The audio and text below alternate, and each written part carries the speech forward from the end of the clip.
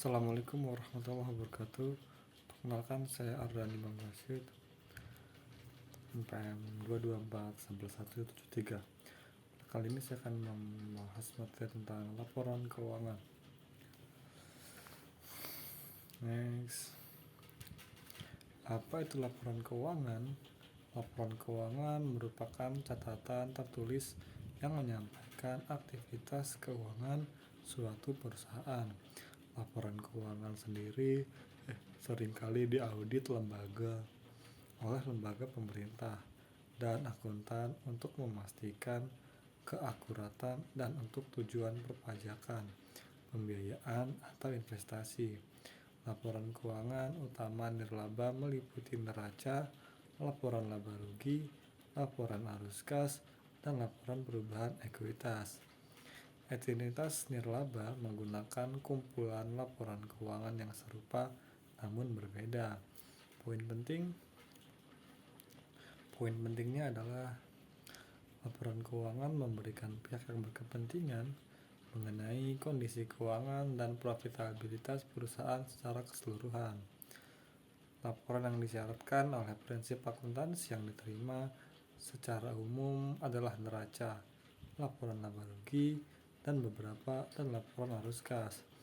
Namun Anda mungkin akan melihat lebih banyak lagi di laporan.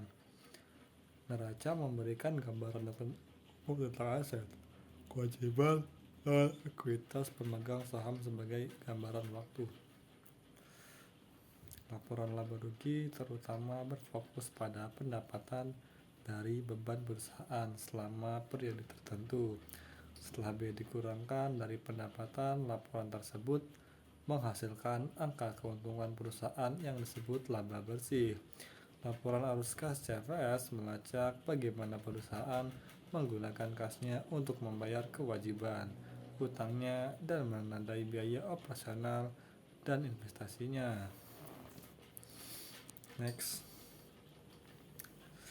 kita memahami laporan keuangan. Investor dan analisis keuangan mengandalkan data keuangan untuk menganalisis kinerja perusahaan dan membuat prediksi tentang arah harga sahamnya di masa depan.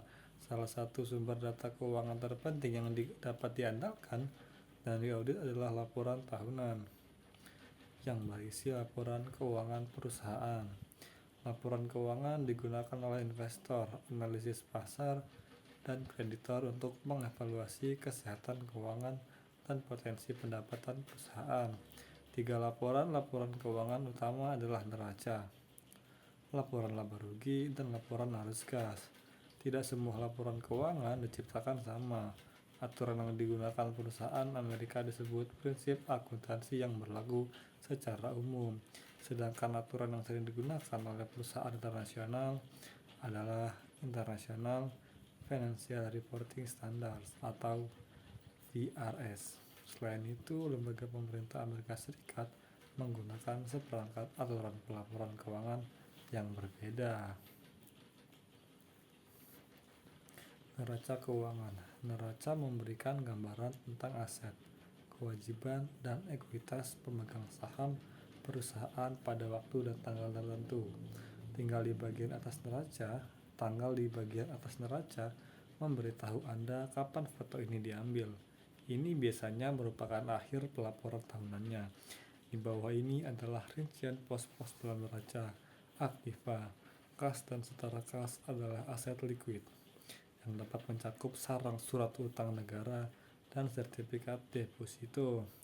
Kedua, ada piutang usaha, adalah jumlah uang yang terhutang kepada perusahaan oleh pelanggannya untuk penjualan produk dan jasanya.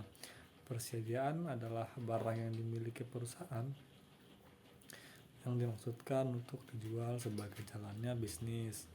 Persediaan dapat mencakup barang jadi, barang dalam proses yang belum selesai, atau bahan mentah yang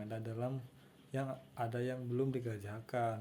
Biaya dibayar di muka adalah biaya yang dibayar di muka pada saat jatuh tempo. Biaya-biaya tersebut dicatat sebagai aset karena nilainya belum diakui. Jika manfaatnya tidak diakui, perusahaan secara teoritis berhak mendapatkan pengembalian dana. Aset tetap merupakan aset modal yang dimiliki suatu perusahaan untuk kepentingan jangka panjang. Ini termasuk bangunan yang digunakan untuk manufaktur atau mesin atau yang digunakan untuk mengolah bahan mentah. Sekian dari saya. Wassalamualaikum warahmatullahi wabarakatuh.